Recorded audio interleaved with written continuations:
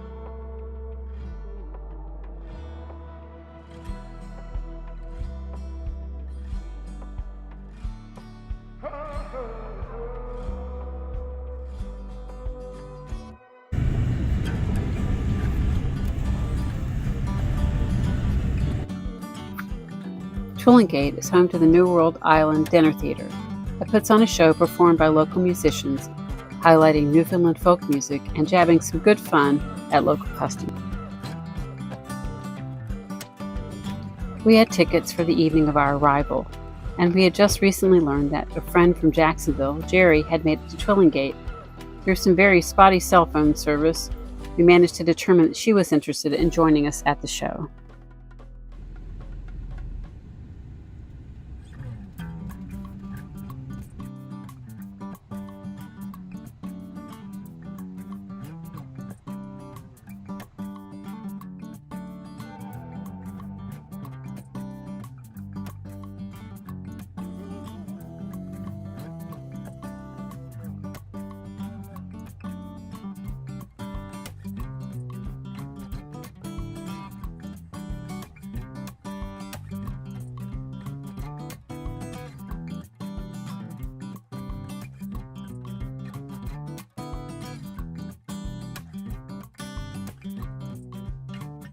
That's a cruising. It's a cruising sailboat. Yeah, they've got wind and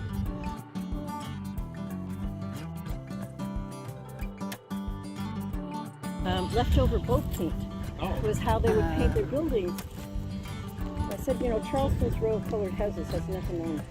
Now I haven't seen that many.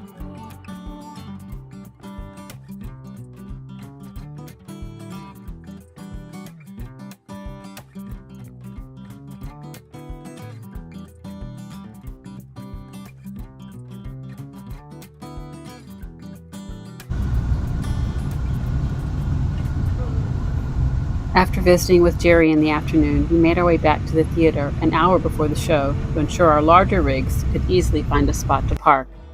Some others had the same idea.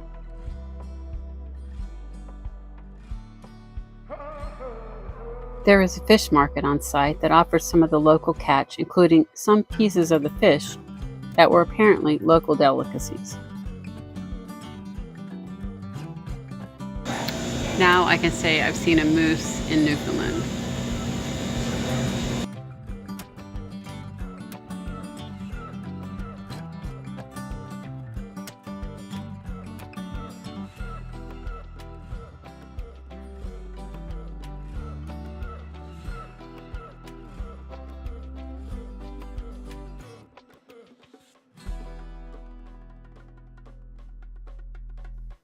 At the show, we enjoyed a good lobster dinner and settled in to enjoy the evening's entertainment.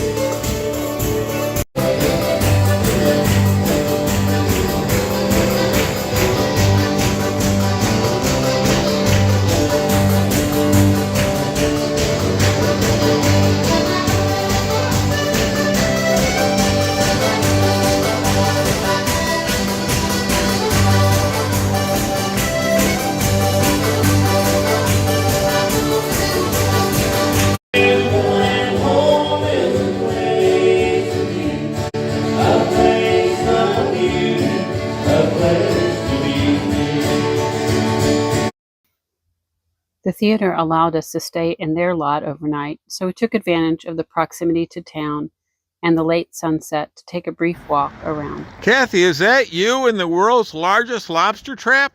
Why, yes, it is. Can you get out of there? Yes, I can get out of there. Oh, there's a back door. Oh. I'm free. The next day, which was the Canada Day holiday, would be the last sunny day for a while, so we wanted to make the most of it. We headed up to the tip of the northern island where the Twillingate lighthouse sits.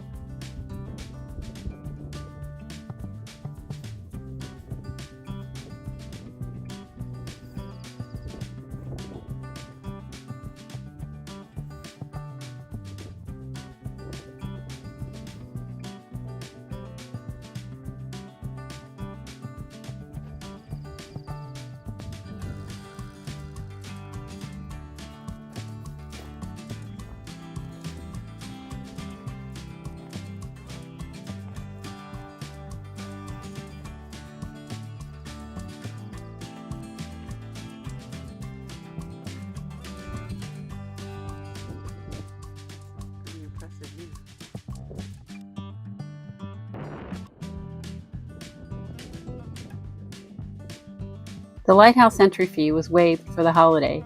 Among the displays about the lighthouse operation, there were panels describing the history of cod fishing on the island and the practices that led to the collapse of the fishery in 1992.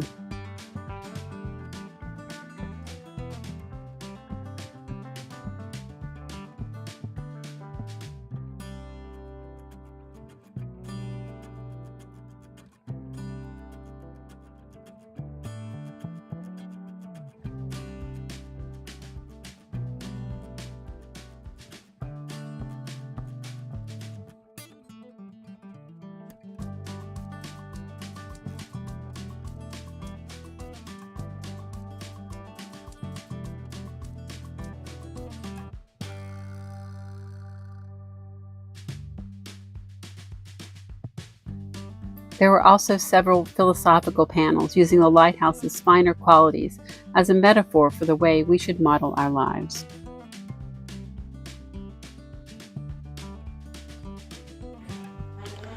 This is the first lighthouse that I've seen that's had this long corridor, this tunnel that takes it to the foghorn, which was installed in the 20s. That obviously protects the lightkeeper from the weather as he goes to check on the status of the foghorn.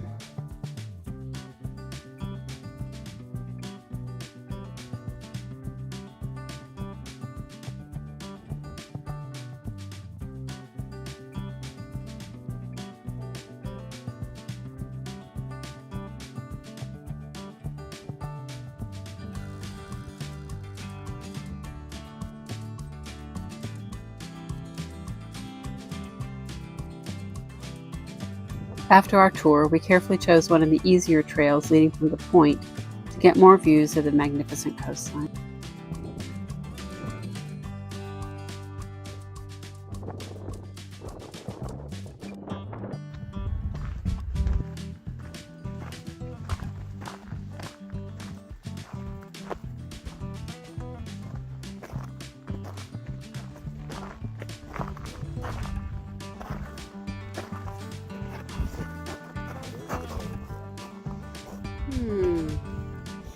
I wonder what it takes to get down there and to get back.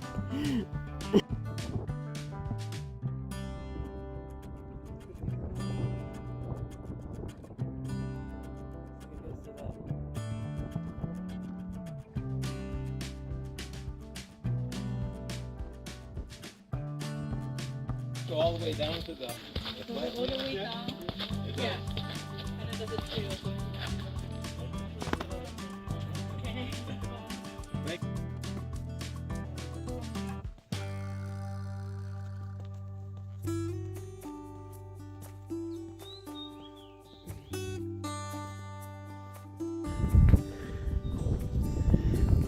We decided to come down to the trail at the bottom of the hill.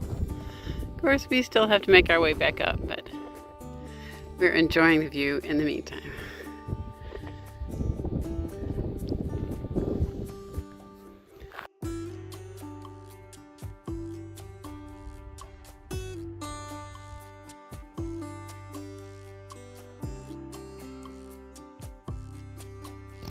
This is a favorite boondocking spot, Seabreeze Park.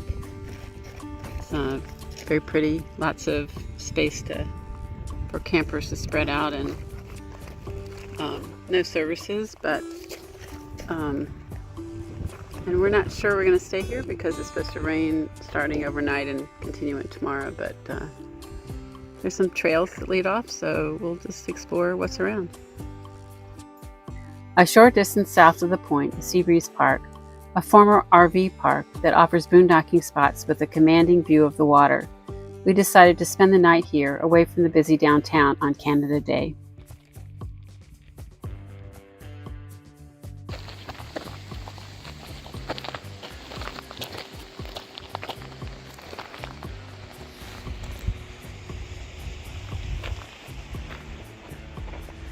So people have found all sorts of places to park for the night, including one way up on top of that hill over there. We chose not to go up that road, but they've found their spots and settled in for the night. It's Canada Day, so wonderful to see the fireworks from town. Probably not, but gonna enjoy the night. Out of a copper mine. The copper mine was not that very successful. It was open for about 10 years in the early part of the 20th century, and there's these are the mine shafts, I'm pretty sure, but we're gonna see a few more pieces of equipment.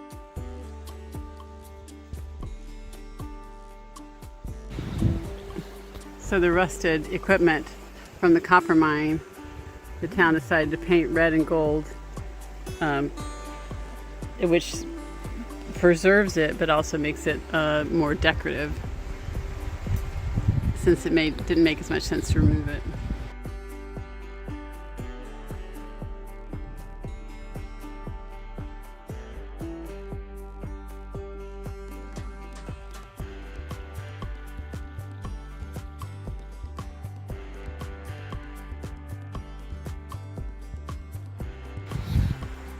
Our friend Jerry took a much longer 5-mile hike and passed by the campground, and as she was leaving, she headed by this beach and up over that hill back to the parking lot near the lighthouse where we visited earlier today.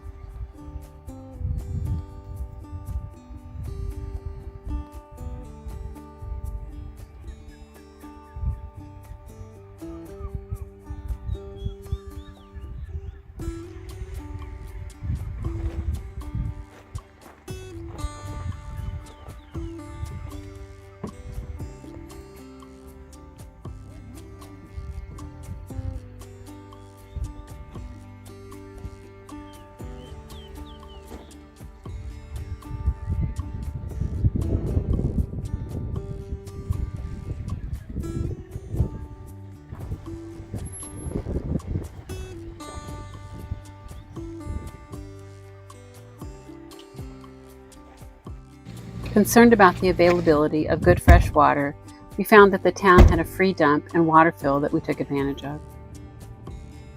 Our next night would be in the nearby Dildo Run Provincial Park, a few miles south of Twillingate. We took a non-service site, but as the sun was not going to shine for several days, it was becoming a priority to get some power. We were given a terrific service from the park staff, who let us charge a power pack and a computer, even offering to let us plug in our van for a few hours as well at their office.